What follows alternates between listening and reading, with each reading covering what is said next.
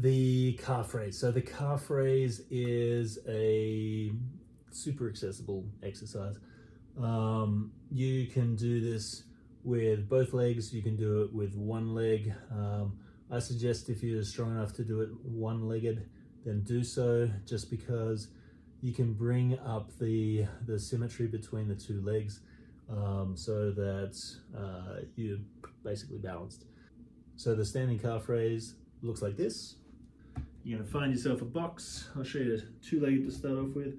I'm holding onto the wall and then lowering down as low as I can and squeezing up. Now, super important for this one that when we stand up, we're standing onto those two kind of knuckles of the foot.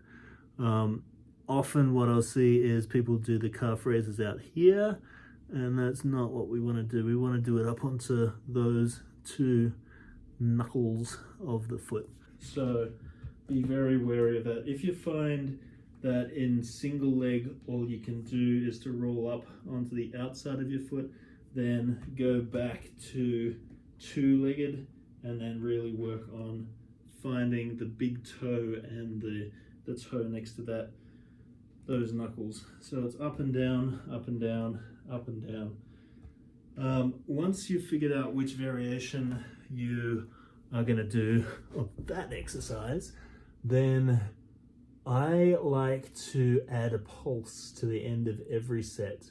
Now a pulse is more for the connective tissue than for the muscle development.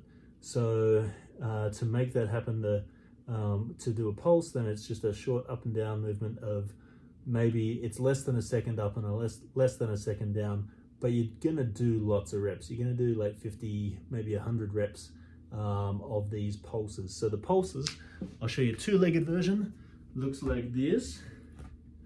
So you're just pulsing, making sure that you can still maintain the pressure on the big toe and the toe next to it.